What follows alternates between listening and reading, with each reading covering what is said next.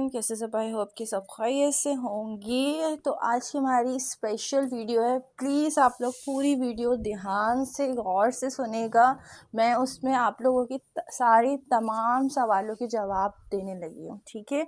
क्योंकि काफ़ी लोगों के मैसेजेस मेरे पास आ रहे हैं, काफ़ी लोगों के, कि मैं सबको फिर रिप्लाई नहीं दे पाती, बिज़ी होने की शेड्यूल मेरा बिज़ी इतना होता है कि इस वजह से मैं स्पेशली वीडियो आपको पूरी बना के दे रही हूँ। आप प्लीज़ पूरी वीडियो देखिएगा। सबसे पहले, जब से मैंने डेट शीट शेयर की है, पोस्ट की है जहाँ भी चैनल पे, या फिर ये जो रात कल जो कराची यूनिवर्सिटी में मीटिंग हुई है 1 जनवरी को, जो मैंने आपको बताया था या आपने कहीं किसी भी ग्रुप में देखा था कि 1 जनवरी में मीटिंग होगी, उसमें डिसाइड होगा कि एग्ज़ाम से रिलेटेड बात की जाएगी, जो सेमेस्टर वाइज जो अब होगा, मतलब कि ADS अब सेमेस्टर वाइज जो न्यू एडमिशन्स वालों के लिए अब सेमेस्टर वाइज वो होंगे। तो वो किस लिए होंगे, कब से होंगे, ADA के पेपर अब कब आएंगे, डेट शीट प्राइवेट की आई है,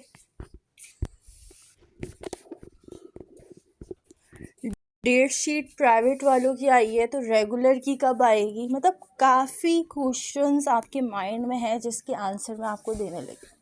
सबसे पहले डेट शीट जो आई है वो ADC and old registration BCom वालों की आई है, जो कि मैंने पोस्ट की हुई है।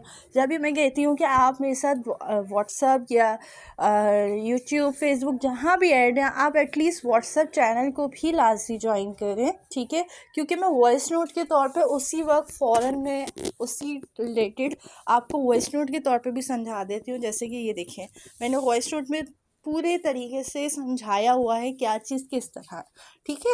लेकिन कुछ यूट्यूब में है, कुछ स्टूडेंट्स खाली फेसबुक यूज़ कर रहे होते हैं, तो उन तक ये वीडियो या ये बात नहीं पहुंच रही होती।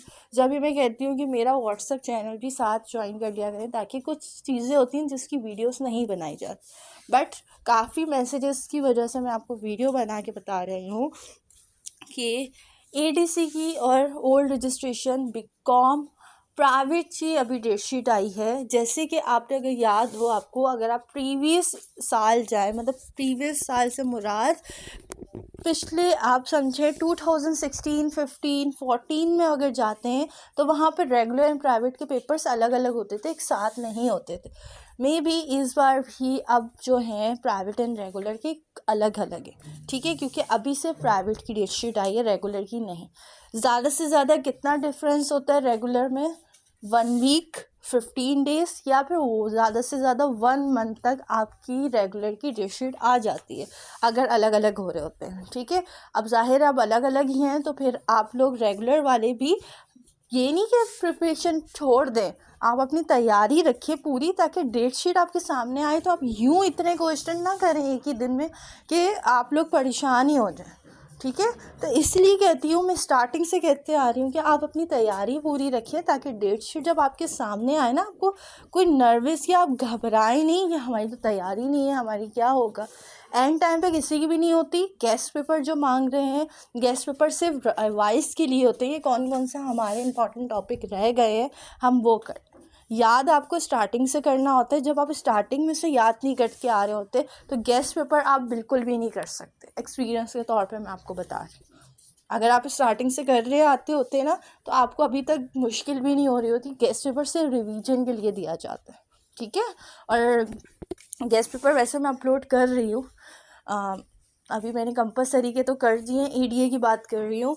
और बाकी ऑप्शनल आपको पता है ADA के बहुत सारे होते हैं। आप लोगों के बेशक 3 ऑप्शनल होते हैं, हमें पार्ट 1 पार्ट 2 दोनों के बनाने होते हैं, एंड देन उसके उर्दू एंड इंग्लिश मीडियम में भी बनाने होते हैं। तो इसलिए थोड़ा सा टाइम लगता है, बट इंशाल्लाह आज से आपको मिल जाएंगे ऑप्शनल सब्जेक्ट के। मैं इंशाल्लाह आज भी करूँगी कुछ सब्जेक्ट की, कल परसों एंड संडे तक इंशाल्लाह, ठीक है? बाकी सेमेस्टर वाइज जो बात आ रही है, सेमेस्टर वाइज से मुराद, अगर आपने ये पोस्ट देखी हो, इसमें कल जो मीटिंग हुई है उसमें बताया गया है, जैसे कि फर्स्ट मीटिंग में उसमें बताया गया है कि 3 जनवरी को जो होने वाली मीटिंग थी उसमें तमाम निकात रिकॉर्ड किया जाएगा। यानी जो इन्होंने निकात, यानी कि जो 1 जनवरी में बात की गई है गवर्नमेंट सिटी कॉलेज में, जो बात हुई है प्रिंसिपल की हवाले से जो मीटिंग हुई थी, उसमें 3 जनवरी को बताया जाएगा, उस बात को रखा जाएगा कि ये बात डिसाइड की गई है, ये कंफर्म है या नहीं, लेकिन उनको बस बता दिया जाएगा। अब जैसे एडीए वाले हैं, फर्स्ट हो गई एडीए के जो इम्तिहानात हैं, इसमें लिखा हुआ है कि एडीसी के इम्तिहानात 15 जनवरी के बजाय 23 या 24 जनवरी को मुनक्कद किए जाएंगे, ताकि गर्ल्स कॉलेज के सप्ली के इम्तिहानात के साथ कोई तारीख तसादुम ना हो। यानी जो डेट है सप्ली वाले, जो आपको पता है इंटर की सप्ली के पेपर्स चल रहे हैं, क्योंकि पेपर्स जो आप लोगों के बेशक प्राइवेट है, लेकिन गर्ल्स के सेंटर्स जो हैं वो कॉलेजेस में पढ़ते हैं, तो इसलिए वो मैच ना हो जाए। लेकिन डेट शीट अनाउंस हो चुकी है एडीसी वालों की, ठीक है। एडीसी के डेट शीट अब अनाउंस उन्होंने फाइनल कर दी है। टेंटेटिव डेट शीट नहीं है, ये original and final date sheet है, ठीक है। फिर आता है सेमेस्टर वाइज। ये जो सेमेस्टर वाइज जो एडमिशन्स है, ये न्यू बैच वालों के लिए हैं, जो अभी एडीए, एडीसी एंड एडीएस के एडमिशन लेंगे, वो सेमेस्टर वाइज एडमिशन्स होंगे, जो कि आपके 6 मंथ्स में पेपर होंगे। आपको पता है कि जो सेमेस्टर वाइज जो पेपर वो होते हैं, वो 6 मंथ्स बाद आपके पेपर्स होते हैं, ठीक है। बट जो पुराने हैं एडीए वाले, जो या तो एडीए के पार्ट 1 के पेपर अभी दे रहे हैं, पार्ट 2 में जाएंगे, लेकिन उनके साल बाद जो पेपर्स होते हैं उनके एडीए वही वाला, एडीए हो, एडीसी हो या एडीएस। न्यू एडमिशन वालों के लिए ये semester wise ADA, ADC and ADS हुआ है, ठीक है। ये अभी कोई पुराने वालों के लिए भी नहीं है, ठीक है, सिर्फ न्यू के लिए। अब 4th पॉइंट है, बीकॉम तलबा को एडीसी में तब्दील नहीं करना। यानी जो बीकॉम की ओल्ड रजिस्ट्रेशन वाले हैं, जिनकी 2 साल वाली ग्रेजुएशन की रजिस्ट्रेशन है, वो 2 साल की ग्रेजुएशन की डिग्री ही कहलाएगी। अगर उनके कोई पेपर रह गया है तो वो आगे एग्जामिनेशन फॉर्म सबमिट करा के वो बीकॉम के ही पेपर्स देंगे, वो एडीसी नहीं कहलाया जाएगा। उनके 2 साल की ही ग्रेजुएशन हो, बेशक वो एडीए हो, सॉरी बीकॉम हो, बीए हो या बीएससी वाले हो, उनकी कोई भी डिग्री को चेंज नहीं किया जाएगा, उनकी 2 साल की डिग्री ही कहलाएगी, ठीक है। और 5th है कि तमाम कॉलेज में अब बीएस प्रोग्राम का आगाज़ किया जाएगा। यानी कुछ पहले गिने चुने बीएस जो हो रहा था वो कुछ कॉलेजेस में हो रहा था, अब ऑलमोस्ट सारे कॉलेजेस में होगा, ताकि जो और फीस भी जो है नहीं है तमाम को, और फीस लेकिन उतनी ही होगी जितनी होती है, ठीक है। वो 2 साल जब एडीए आप लोग कंप्लीट कर लेंगे, जो एडीसी, एडीएस, यानी 2 साल वाला आप जब कंप्लीट कर लेंगे, उसके बाद आपको बीएस में जाना पड़ता है ना, तो बीएस आपको यूनिवर्सिटी नहीं जाना पड़ेगा, आपको डायरेक्ट उसी कॉलेज में जहाँ आप लोग पढ़ रहे होंगे एडीए या एडीसी या एडीएस, तो आप उसी कॉलेज से ही आगे बीएस कर सकते। फिर 6 है कि फ़ीस और इम्तिहानी निज़ाम का निज़ाम में आसानी, यानी एडी प्रोग्राम, यानी एडी की जो प्रोग्राम है उसमें सेमेस्टर जो रखा तो गया है, लेकिन उसमें कम से कम फ़ीस रखी जाएगी, ताकि हर गरीब इंसान जो है उसमें आसानी से तालीम हासिल कर सके। इम्तिहान जो कि साल बाद हुआ करेंगे, अब वो 6 महीने बाद होंगे, ठीक है, इस तरीके से। 7 है कि एडी प्रोग्राम सेमेस्टर सिस्टम का जामिया कराची के कैलेंडर के मुताबिक मुकम्मल तौर पर हम आहंगी रखा जाएगा, ताकि तीसरे साल के दाखिलों में तलबा का कोई साल ज़ाया ना हो, ठीक है। यानी कुछ होते हैं ना, जैसे बीएस के एडमिशन हो रहे होते हैं, आपको पता है बीएस कराची यूनिवर्सिटी में जस्ट नवंबर या अक्टूबर में आता है, तो इस वजह से कुछ स्टूडेंट के साल भी ज़ाया हुए हैं। अब जैसे एडमिशन, अब जैसे अक्टूबर में जिनके पिछले साल पेपर्स हुए थे, उनके कहने पे तो ये बहुत ज़्यादा आगे हो गए, ठीक है, उनके 13 महीने बाद पेपर होंगे।